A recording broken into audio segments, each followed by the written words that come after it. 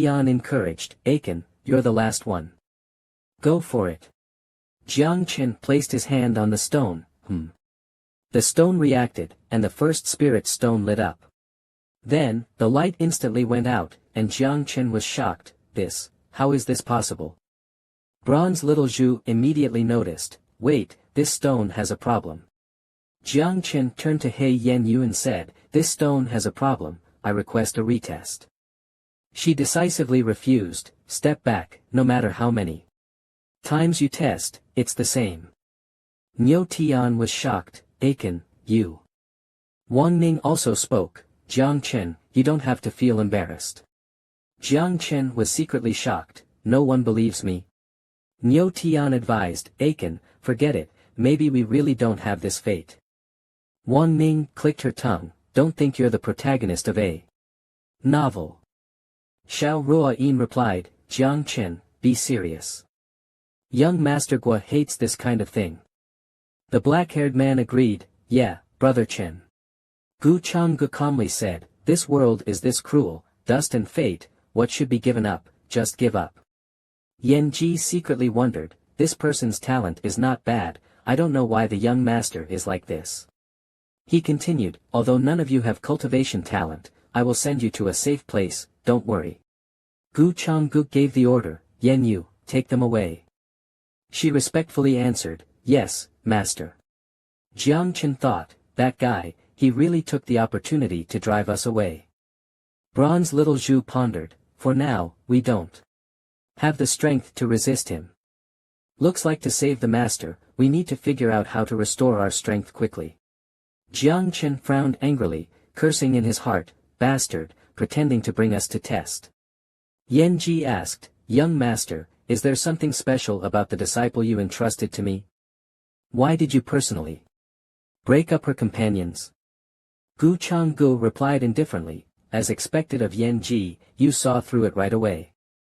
He continued, indeed, Ruoyin is special, and she will be of great use to me in the future. Yan Ji wondered. Some of them are also special, why is it? He answered, how can they be compared to the main course? Yan Ji glanced aside, I understand, young master, please rest assured, I will teach her well. Gu Changgu took the lead in leaving, no need, a little deception is enough. She was stunned, ah. He turned around and smiled, you just need to let her know that we treat her the best in this world, like family. The scene shifted to the forest, where Niu Tian said dejectedly, Ah Shen, I don't know when we'll see Xiao Huakue again. After we separate. Wang Ning angrily said, so stingy, not even giving a pair of shoes. The man with the ponytail looked around, what kind of place is this? Niu Tian wondered, do you think, when we're old, she'll still be like this? Jiang Chen whispered, don't worry, I won't let that day happen. The previous test stone had a problem, we can all cultivate. Believe me. Niu Tian asked in surprise, really? He reminded, keep it down. This is not the time to discuss it. Someone in the crowd asked, hey, weren't we supposed to be taken to a safe place? Where is this? It's so desolate, there's not even a place to stay. Another person added, yeah, if Ruoyin took us as disciples, she shouldn't be deceiving us. Wang Ning added, this place doesn't seem like it's meant for people to live in. At that moment, a monster behind them was angrily breathing heavily. Bronze Xiaozhu sensed something was wrong, something's not right. Jiang Chen immediately looked back, what? The monster slammed its fist into the ground, and blood splattered as the ground exploded. Everyone didn't have time to react. Everyone turned around in terror. The monster raised its hand, you're the loudest, chattering non-stop. Wang Ning had already been knocked to the ground by the monster and disappeared without a trace. The monster stared fiercely at Wang Ning, who was lying on the ground, and gritted its teeth, how dare you slander the master? I'll kill you first. Bronze Xiaozhu hurriedly warned, run. He's going to kill everyone. Jiang Chen shouted anxiously, everyone, run. Jiang Chen ran desperately, thinking, damn, they're not trying to get us to leave, they're. Jiang Chen looked back in terror, continuing to think, they're going to kill us all. The winged monster grabbed the black-haired man and flew into the sky. The black-haired man screamed in terror, "Help me, help me." At that moment, the monster crushed another person underfoot, and everyone scattered to flee. The hat-wearing woman screamed in panic, "Why bring us here, and then try to kill us all?" The black-haired man was violently thrown to the ground, his neck snapped, dying on the spot. The man with the ponytail and the hat-wearing woman screamed in terror, "They're dead. Wang Ning and the others are all dead." The winged monster quickly flew over, "Your turn, little fatty." The hat-wearing woman cried, "He's coming after us." The man with the ponytail sweated coldly in fear. The man with the ponytail suddenly pushed the hat-wearing woman towards the winged monster. "I'm sorry." The winged monster had already appeared behind the hat-wearing woman. "Oh." Then, the hat-wearing woman was scratched with several bloody marks, her hat falling off, and blood continuously flowed. The man with the ponytail ran while shouting guiltfully, "I'm sorry." The monster stomped its foot down, "You're so loud." The hat-wearing woman, covered in blood, thought to herself, "Didn't they say they were the good guys?" The winged monster flew towards Niu Tian. "Is it your turn now?" Niu Tian ran while cursing, "Damn, shitty monster." The winged monster suddenly landed, and Niu Tian was thrown out. Jiang Chen screamed, "Niu Tian." The monster suddenly chased from behind Jiang Chen, "You should take care of yourself first." The bronze bead reminded, "Quick, run into the forest." At this moment, dust kept rising in the forest. Jiang Chen hid behind a tree, and the monster said as it walked, "Kid, stop running, I already saw you. That guy called Niu Gu, he's probably already chopped into pieces. Aren't you going to take revenge?" The bronze bead comforted, "Calm down, he's lying to you." Jiang Chen broke into a cold sweat, remaining on guard. He clenched his fists, thinking to himself, "If Niu Tian is in danger, I will kill them all." Suddenly, the monster's strange face came close to Jiang Chen. "I told you, I saw you." The bronze bead cried out, "Not good, run." Jiang Chen was punched away, but because of the protective light circle, he was safe. The bronze bead continued, "For now, I can only block this blow for you." The monster opened its hands to grab Jiang Chen, saying, "This kid has something strange about him." Jiang Chen's heart trembled, cursing inwardly, "Damn." Suddenly, a powerful beam of light descended from the sky, striking the monster. The monster immediately stepped back. The monster roared, "Who?" Jiang Chen looked back in shock. An old evil cultivator appeared in the air, chasing a mortal. "How shameless." The monster angrily asked, "Who are you?" The old cultivator calmly said, "You aren't worthy of knowing my name, go away." The monster growled, "The one my master wants dead, you dare to save. Do you know who my master is?" The old cultivator responded calmly, "Ah, this kid is someone I fancy. No one gets to touch him today, die if you don't leave." The monster gritted its teeth, angrily saying, "Wait for it, my master won't let you off." Then, the monster flew away. Jiang Chen cupped his hands in gratitude, "Thank you, senior, for saving my life."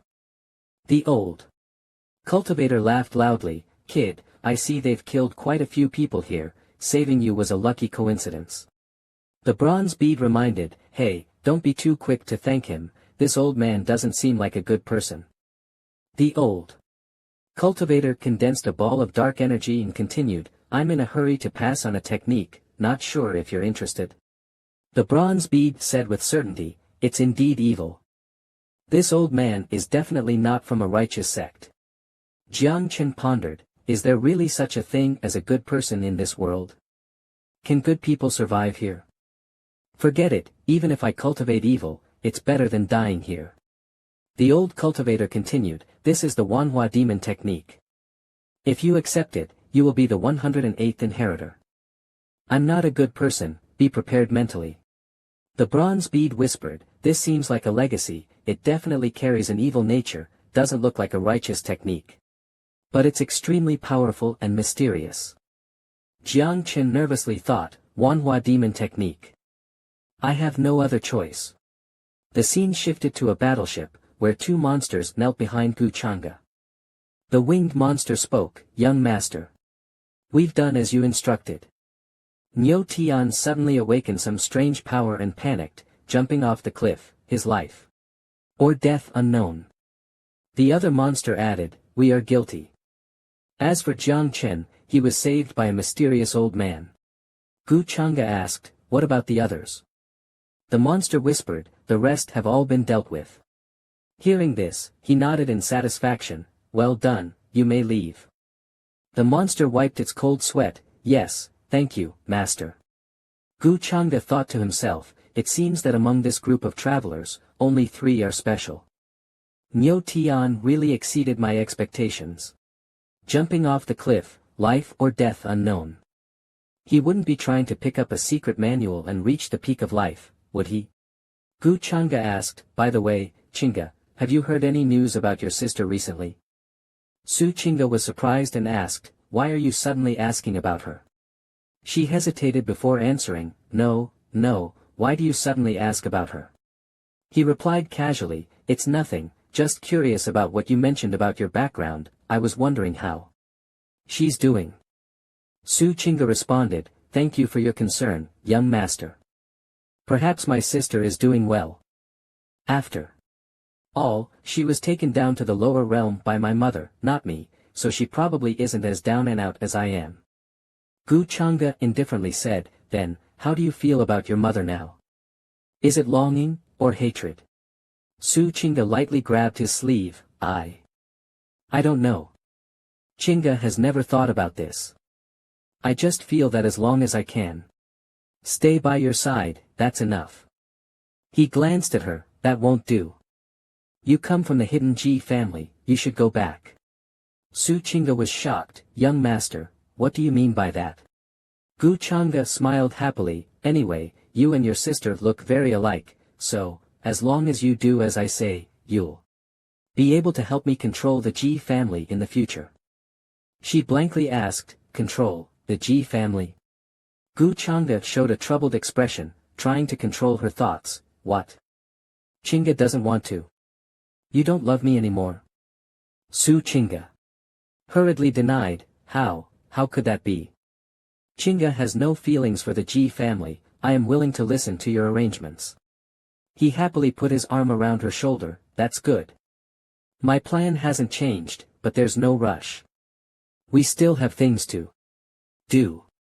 Su Chinga asked in confusion, "Young master, do you mean the rescue of Xiang from the Purple Mansion? But we've been waiting here for a long time, and the Purple Mansion is about to be surrounded by various forces, it's about to fall into enemy hands." At this moment, on the other side, it was desolate, with corpses scattered around. 3 people were gathered together. A red-haired woman shouted, "I told you, Patriarch, there were only a few spots, why are you joining in on the fun?" Gu Lintian replied boredly, "What?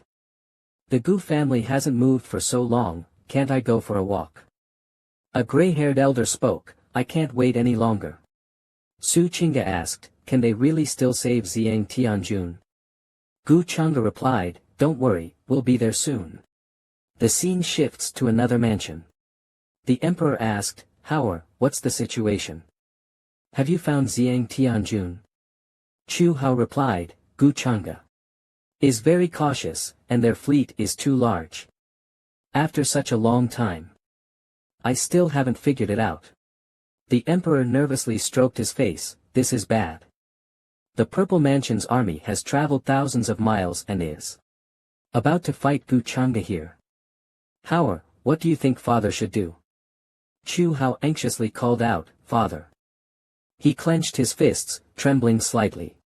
Chu Hao turned and shouted, "Yang Zun." By Yang's side, the sect has sent word, the Purple Mansion is on the brink, and the Supreme Cave Heaven cannot easily get involved. Chu Hao pursed his lips and replied calmly, "I understand." Chu Hao turned and left, "Father, I must go find Wana now and ask her to plead with Gu Chang'e. At this point, there's no other way." Qin Wuya knocked on a door. Inside, Tang Wan asked in confusion, "Qin Protector, is something the matter?" Qin Wuya smiled and replied, "I saw Miss Tang frowning, is something bothering you? She sighed and walked out from behind the desk. It's nothing, just some small issues with the accounts. He suggested, I see. If Miss Tang doesn't mind, would you like to talk with me?